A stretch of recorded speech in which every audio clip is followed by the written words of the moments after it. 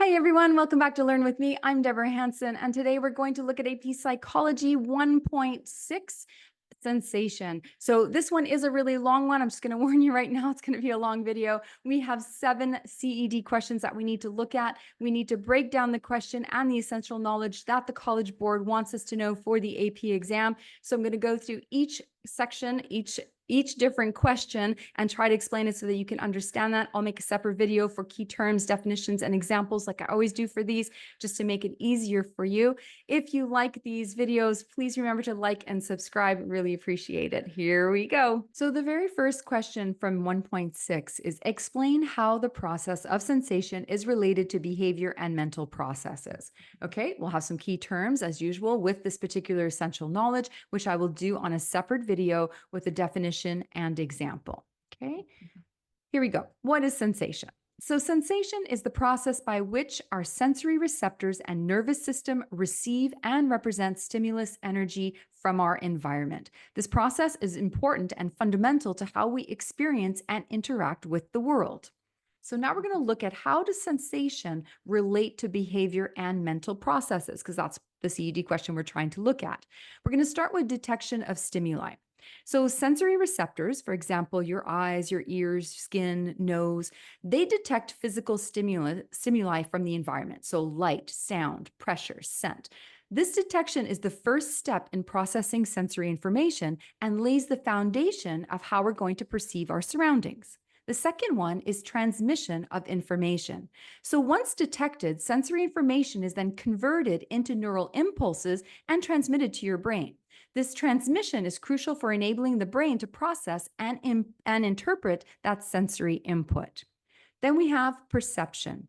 Perception is the process by which the brain organizes and interprets sensory information. This allows us to recognize meaningful objects and events. So while sensation involves the detection of stimuli, perception involves making sense of those stimuli, integrating past experiences, expectations, and context. The next one, influence on behavior. Sensory information influences behavior by providing the necessary data for making decisions and guiding our actions.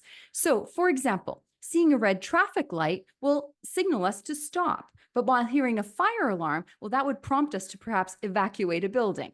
Sensory experiences can also trigger reflexive behavior. So, for example, if I touch a hot surface, it's going to immediately have me withdraw my hand to avoid injury. The impact on mental processes. Sensory input affects various mental processes. That includes our attention, learning, memory, emotion. So for instance, pleasant smells can improve our mood, while loud noises can increase stress and affect our attention, our concentration. Sensory experiences can shape how our cognitive processes and emotional responses occur.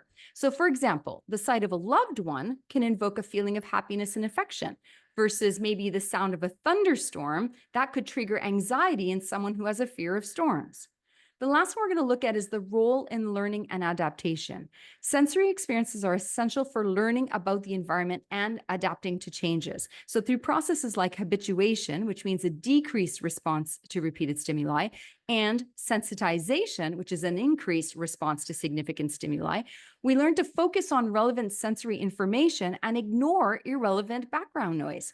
So sensory feedback helps us to refine our motor skills, improve our performance in various tasks, and that could be from like playing an instrument to driving a car. So let's have a look at a little summary here. So in summary, the process of sensation is intimately connected to behavior and mental processes by providing the raw data that our brains need to interpret the world, make decisions, guide actions, and shape our cognitive and emotional experiences. Sensory input serves as the foundation for all our interactions with the environment and is crucial for our overall functioning and well-being. The second CED question for 1.6 is explain how the structures and functions of the visual sensory system relate to behavior and mental processes. So a few key terms that we're going to go over on a separate video. So we'll have definitions and examples. So let's break down the visual sensory system. Okay, so we're going to look at this graphic, which is basically our eyes. The eyes are the primary organs for detecting light, converting it into neural signals, and they contain several important parts. Okay, so we're going to look first of all at the cornea. The cornea is the clear outer layer that helps focus light onto the retina. Then we have the lens. Okay, the lens adjusts its shape to focus light onto the retina for clear vision at different distances.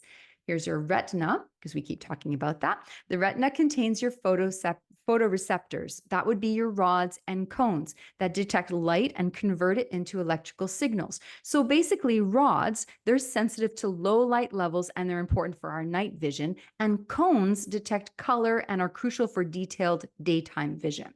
We also will talk about the optic nerve that transmits visual information from the retina to your brain. Let's look at the functions of the visual system now. So we have light detection. So our photoreceptors in the retina detect light and convert it into neural signals. Our signal transmission is the optic nerve carries these signals to the brain, specifically to the visual cortex. And the processing and interpretation, we'll break it down into two. Primary visual cortex, that's located in the occipital lobe, and it processes basic visual information such as edges, colors, and movement. And the visual association areas, these areas further interpret visual information, integrating it with past experiences and other sensory inputs to form a coherent perception of the environment. So now let's look at the impact on mental processes. And we're going to break that down into attention, memory, emotion, and perception and cognition. So the first one we're going to look at is attention. So visual stimuli can capture our attention. It influences what we focus on in our environment. So for example, bright colors or sudden movements will draw our attention. When it comes to memory, visual information can contribute to the formation of new memories. Visual cues can trigger or recall past experiences, and it also helps us learn new information. The next one, emotion. Visual stimuli can evoke emotional responses. So, for example, looking at a beautiful landscape may induce feelings of awe and relaxation, but while looking at disturbing images, that could cause anxiety and fear. And the last one, perception and cognition. Well, the visual system plays a crucial role in how we perceive and understand our world. So visual perception influences cognitive processes such as problem solving, decision making, and spatial reasoning. Color vision is a complex process that involves two major theories, the trichromatic theory and the opponent process theory. Both of these you need to know for the AP exam. Both theories explain different aspects of how we perceive color. Let's start with the trichromatic theory. This was proposed by Thomas Young and Hermann von Helmholtz in the 19th century. The trichromatic theory suggests that color vision is based on the activity of three types of cone photoreceptors in the retina, each sensitive to different wavelengths of light. So we're going to look at the S cones, the M cones, and the L cones. The first one, the S cones, this is sensitive to short wavelengths. This is the blue light. M cones, sensitive to medium wavelengths. That would be your green light. And L cones are sensitive to long wavelengths, and that would be your red light. By combining the input from these three types of cones, the brain can perceive a wide range of colors. So for example, equal stimulation of the L and the M cones may result in the perception of yellow. Now let's look at the opponent process theory. So this was proposed by Ewald Hering in the late 19th century. The opponent process theory suggests that color perception is controlled by the activity of two opposing color systems or color pairs. So red-green, some cells are excited by red and inhibited by green, while others are excited by green and inhibited by red. We have a blue-green. Some cells are excited by blue and inhibited by yellow, while others are excited by yellow and inhibited by blue. And the last one is black-white. This pair deals with brightness, contributing to the perception of contrast. These opposing processes occur at the level of the retinal ganglion cells and further along in the visual pathway, including the thalamus and the visual cortex. This theory explains certain phenomena that the trichromatic theory cannot, such as after images. So seeing green after image after staring at red, and the inability to perceive certain color combinations like reddish and green. So let's look at the integration of both of these theories, complementary roles. While the trichromatic theory explains the initial stage of color detection by the cones, the opponent process theory explains the subsequent stages of color processing in the brain. Visual processing. The cones in the retina detect light of different wavelengths, which correspond to the trichromatic theory. The signals from the cones are then processed by retinal ganglion cells and higher brain areas in a manner consistent with the opponent process theory. Let's look at the relation to behavior and mental processes. So, color perception. These theories together help explain how we perceive and distinguish them between different colors, which is essential for tasks such as identifying objects, interpreting signals, for example, like traffic lights, and appreciating art. We have the emotional and cognitive effects. Colors can influence our mood and emotions. Blue can be calming, red can be stimulating. They also affect cognitive processes such as memory and attention, using color coding to enhance our learning and recall, for example, when we're studying for a test. In summary, the trichromatic theory and opponent process theory together provide a comprehensive explanation of how we perceive color. The trichromatic theory addresses the initial detection of color by the cones in the retina, while the opponent process theory explains how this information is processed and then interpreted by the brain. So let's look at also what happens if parts of the brain that are responsible for vision get damaged. So primarily in that occipital lobe. Well, this can lead to different visual disorders. And two of the disorders that we're going to look at is prosopagnosia, which is face blindness, and blind sight. Let's talk about prosopagnosia first, okay? That is basically the inability to recognize faces despite normal vision and intellectual function. So that can be what happens when you have damage in the right temporal lobe. It can be congenital, or it can be acquired through, for example, a brain injury or stroke. Let's say the impacts of that would be that you have difficulty recognizing familiar faces, and that includes family, friends, and even yourself. And also, you have to rely on alternate strategies like voice or clothing to be able to identify people. So some of the behavioral and mental processes with that would be it's very challenging in social interactions. It can lead to anxiety and social withdrawal. It can also affect cognitive processes that are related to that social recognition and memory. So now we're going to look at blind sight. So blind sight's a condition where a person with damage to the visual cortex can respond to visual stimuli without consciously seeing them. Even though they can't see the objects, they can still guess its location, shape, or movement with surprising accuracy. So this can be caused by damage to the primary visual cortex in the occipital lobe, and this could be caused from a stroke or just some trauma. And basically the impact is that there's no conscious awareness of seeing the objects in that affected visual field, but they can still respond to the visual stimuli. So they can navigate obstacles, they can point to light sources.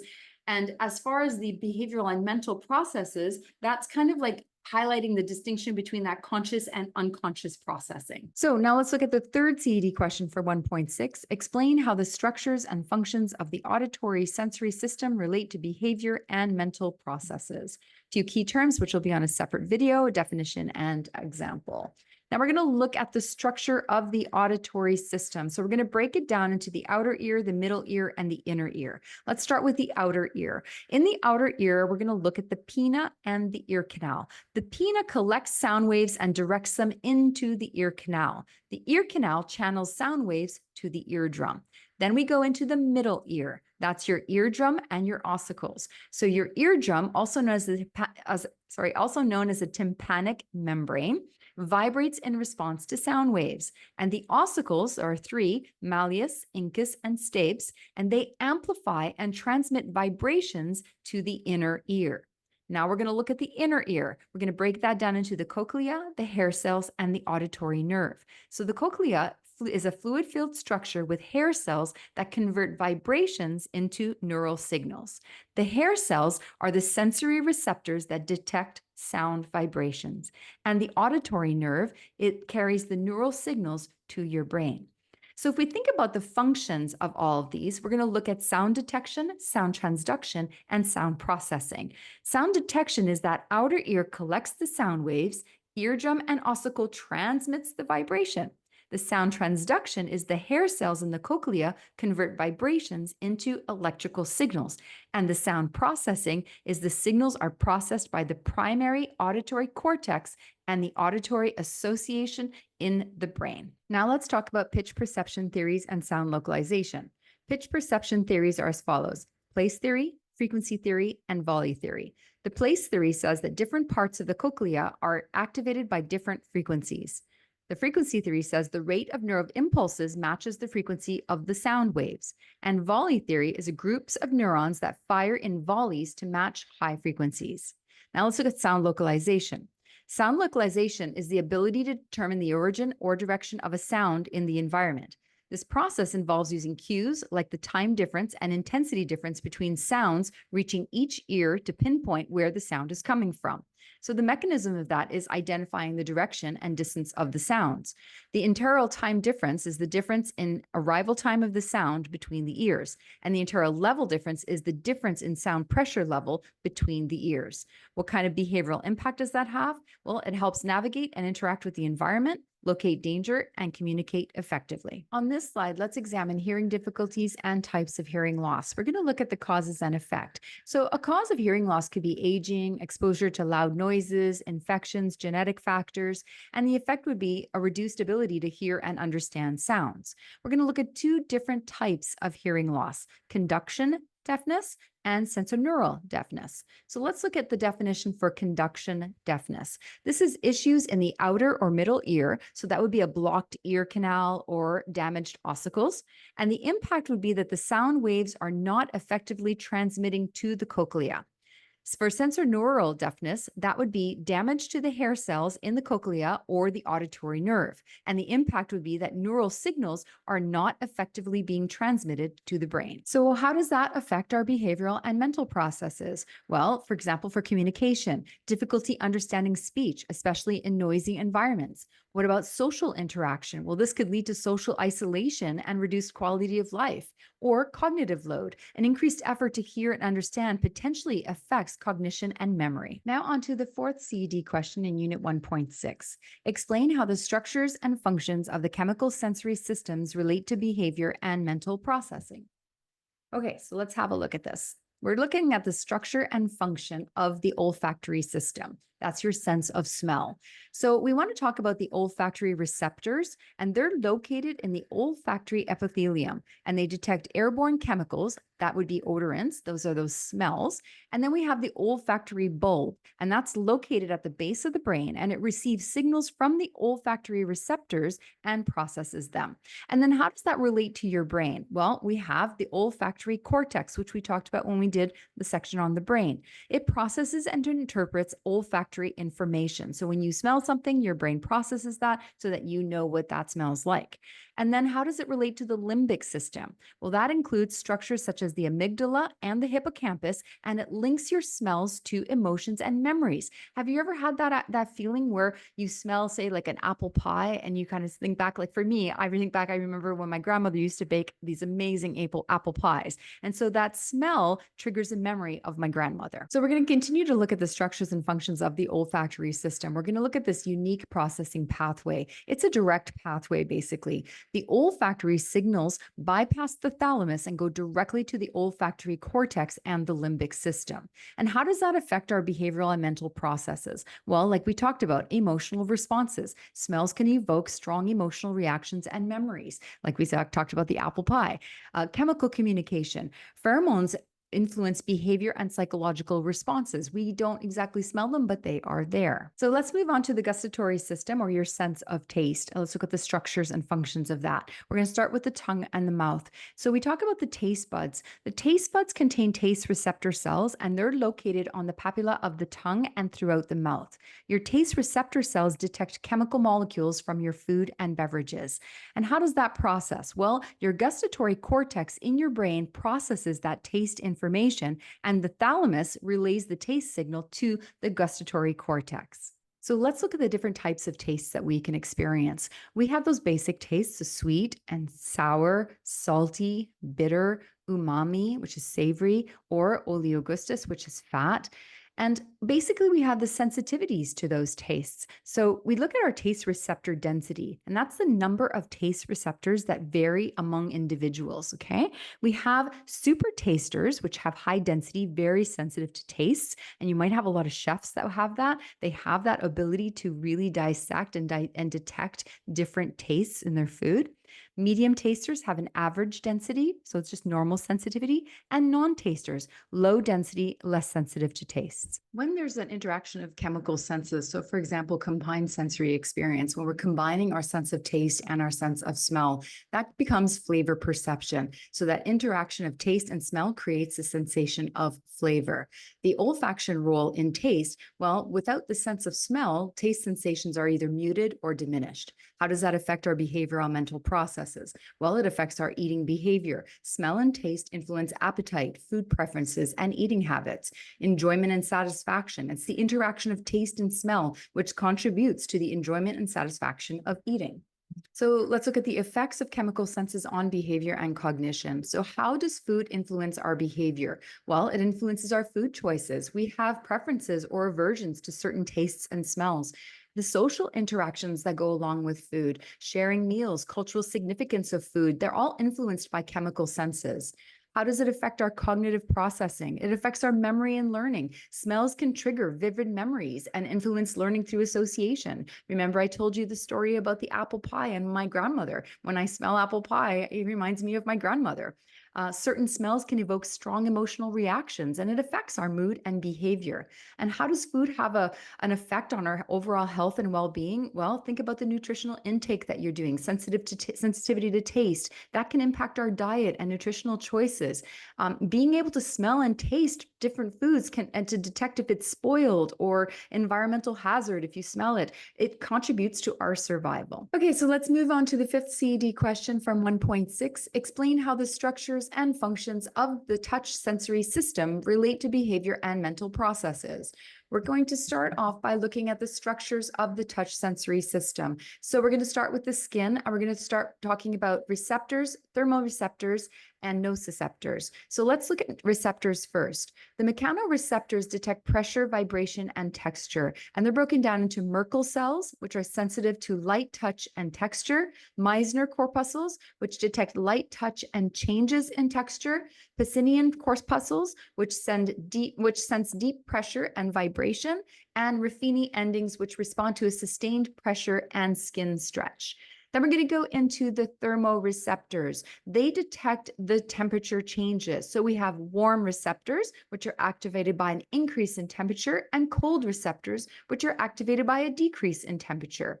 And the nociceptors, they detect pain from mechanical, thermal, and chemical stimuli. This slide is going to talk about touch sensations and their behavioral and mental impact. So we're going to talk about the sensation of hot. So basically the mechanism of that is that it's produced by the combined activation of warm and cold receptors. So warm receptors would respond to temperatures above body temperature, so that would feel hot.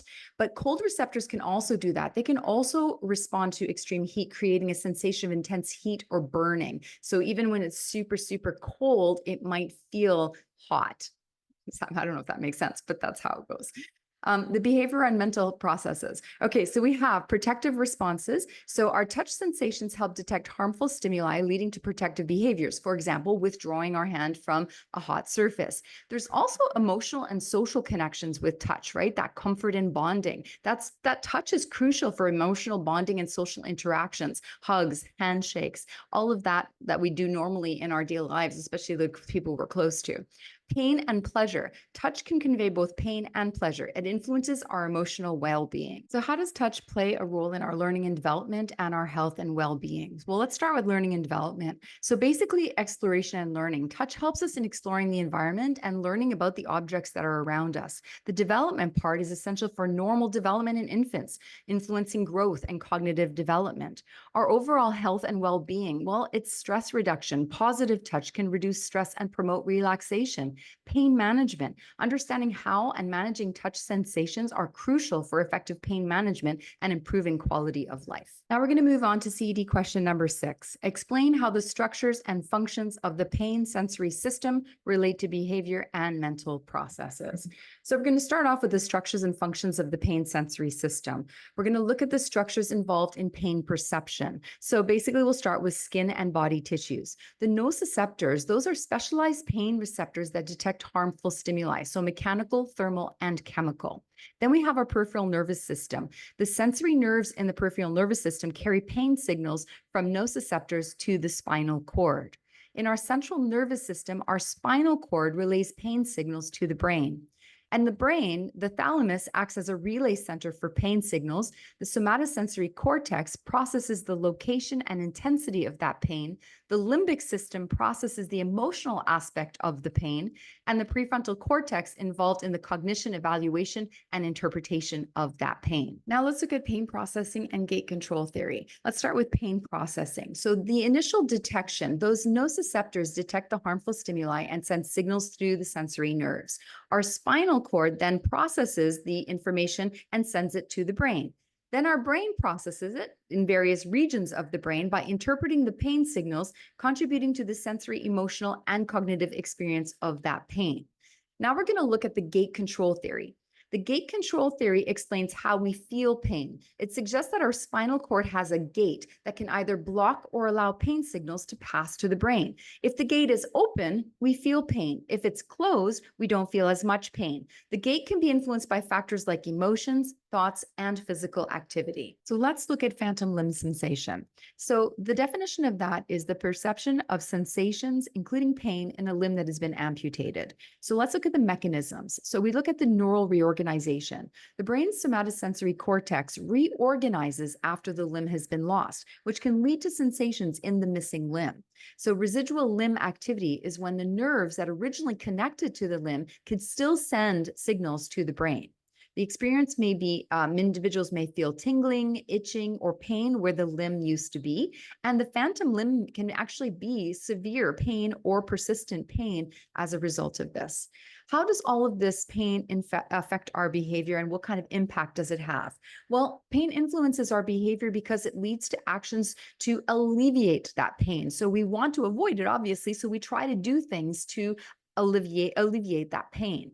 So let's talk about emotional responses. Chronic pain can definitely lead to emotional distress, including anxiety, depression, and frustration. The cognitive evaluation of that, the interpretation and coping mechanisms for pain are influenced from past experiences, expectations, and cultural factors. And lastly, phantom limb sensation. This highlights the brain's role in pain perception and its ability to create pain experiences even in the absence of a physical stimuli. So how do we manage all of this pain, and what are the psychological implications? Let's start with pain management. So we can take medications, obviously, to control the pain. There are different analgesics. There's definitely different therapies that can manage the depression or the pain. And this is all used to keep the pain at bay. We also have non-pharmaceutical treatments, for example, physical therapy, acupuncture, psychological interventions. You may see a cognitive behavioral therapist to help manage your pain. And then we have gate control techniques. Remember, we talked about the gate control theory. So that's methods such as massage, electrical stimulation, that's what the TENS machines they're called, and relaxation techniques to aim to close the gate for pain. The psychological implications, on the other hand, well, that would be coping strategies. Effective pain management often involves developing coping strategies and resilience to that pain. It's quality of life. Chronic pain can significantly impact quality of life, and it can affect our daily activities. It can affect work, our social relationships. So it's important to manage that. Our mind-body connection, understanding the psychological aspects of pain can lead to better management strategies, and we need to emphasize the role of mental processes in pain perception and relief. So we finally made it to the last CED question in this 1.6, question number 7. Explain how structures and functions that maintain balance, the vestibular and body movement, the kinesthetic, relate to behavior and mental processes. Let's start with our vestibular system, our balance, and we'll look at the structures and functions of that. So let's start with the inner ear. Our inner ear helps us maintain balance through structures called the semicircular canals and the vestibular system. These structures detect changes in head movement and position. So when you move your head, the fluid inside the semicircular canals shifts, and it sends signals to the brain about your position. The brain then uses this information to help you stay balanced and upright. So in the brain, we look at different parts of the brain that are going to do that. The vestibular nuclei, that's located in the brainstem, and these integrate and process the vestibular information. Our cerebellum, it coordinates balance and fine-tunes movements using vestibular input. Our thalamus, it relays vestibular information to the cerebral cortex, and then our cerebral cortex processes vestibular information for conscious awareness and coordination. So how does our vestibular system, our balance, relate to behavior and mental processes? Let's start with balance and stability. So maintaining that upright posture and stability during movement is important in our daily activities. Spatial orientation, it helps us understand the body's position in space, and it prevents disorientation. What are the behavioral impacts? Vestibular dysfunction can cause dizziness, vertigo, and balance issues, and this can have a direct impact on our daily activities and quality of life.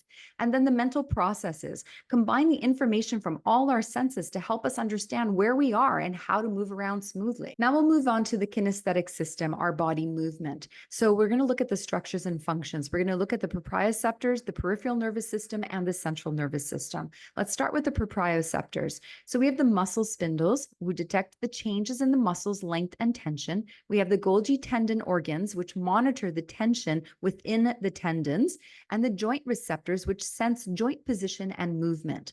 Our peripheral nervous system has sensory nerves, and they transmit proprioceptive signals from muscles, tendons, and joints to our spinal cord. In the central nervous system, our spinal cord will relay proprioceptive information to our brain, and the cerebellum integrates proprioceptive information to coordinate smooth, precise movements. Our somatosensory cortex then processes proprioceptive information for conscious awareness of body position. So how does our kinesthetic system, our body movements, relate to our behavior and mental processes? Okay, so let's talk about movement coordination. It enables smooth, coordinated movements, and that's really important. We have our motor skills, which are essential for learning and performing complex motor tasks, such as playing sports or playing an instrument. Body awareness, it provides continuous feedback about the position and movement of body parts, and that's crucial for everyday activities. What about our behavioral impact? Well, kinesthetic awareness influences our posture, our movement efficiency, and our physical performance. And our mental processes are also affected because that kinesthetic feedback is integral in motor learning, memory, and the development of physical skills.